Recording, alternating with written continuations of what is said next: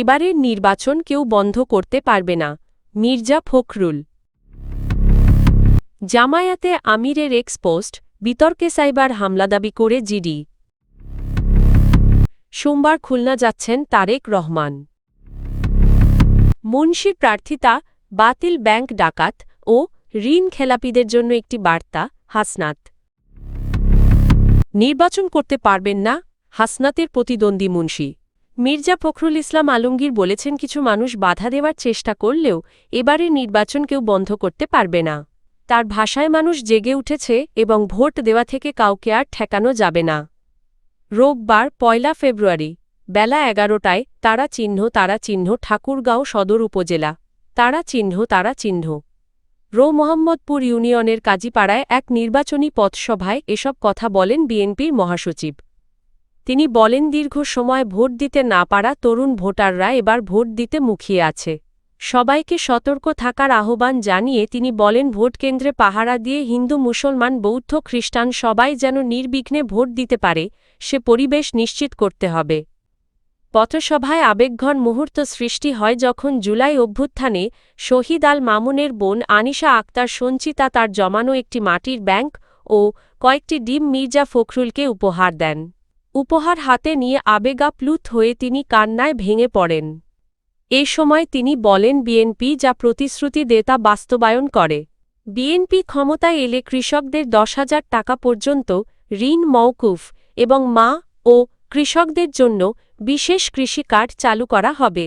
বাংলাদেশ জামায়াতে ইসলামী তারা চিহ্ন র আমির ডা শফিকুর রহমানের অফিসিয়াল এক্স সাবেক টুইটার অ্যাকাউন্টে প্রকাশিত একটি পোস্টকে ঘিরে সামাজিক যোগাযোগ মাধ্যমে বিতর্ক তৈরি হয়েছে।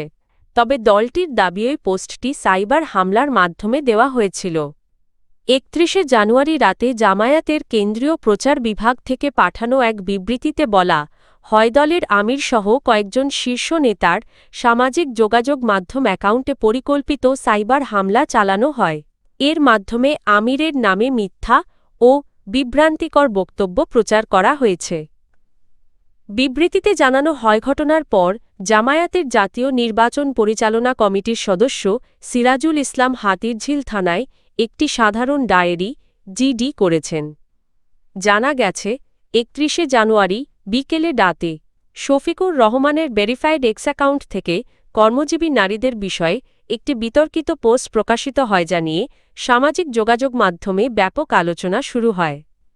এ বিষয়ে জামায়াতের সহকারী সেক্রেটারি জেনারেল এহসানুল মাহবুবের পাঠানো পৃথক বিবৃতিতে বলা হয়, হামলাকারীরা সমন্বিতভাবে অ্যাকাউন্টটির নিয়ন্ত্রণ সাময়িকভাবে দখল করেছিল।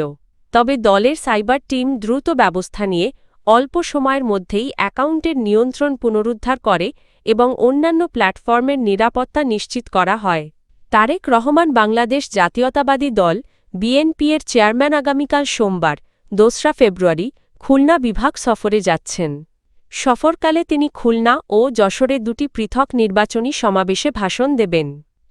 দলের কর্মসূচি অনুযায়ী সোমবার সকাল ১০টায় খুলনা নগরীর খালিশপুরের প্রভাতী স্কুল মাঠে খুলনা মহানগর ও জেলা বিএনপি আয়োজিত জনসভায় প্রধান অতিথির বক্তব্য দেবেন তারেক রহমান।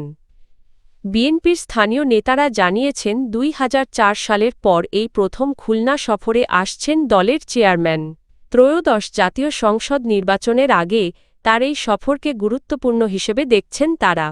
বিশেষ করে শিল্পাঞ্চল খুলনায় বিএনপি চেয়ারম্যানের উপস্থিতি ভবিষ্যতে শিল্প ও অর্থনৈতিক উন্নয়নের নতুন সম্ভাবনা সৃষ্টি করবে বলে দলটির নেতারা আশা প্রকাশ করেছেন। কুমিল্লা ৪ আসনে ১১ দলীয় জোট মনোনীত প্রার্থী ও হাসনাত আবদুল্লাহ বলেছেন, বিএনপির প্রার্থী মঞ্জুরুল আহসান মুন্সি এর প্রার্থিতা ঋণখেলাপির দায়ে বাতিল হওয়া ব্যাংক ডাকাত ও ঋণখেলাপিদের জন্য একটি স্পষ্ট বার্তা।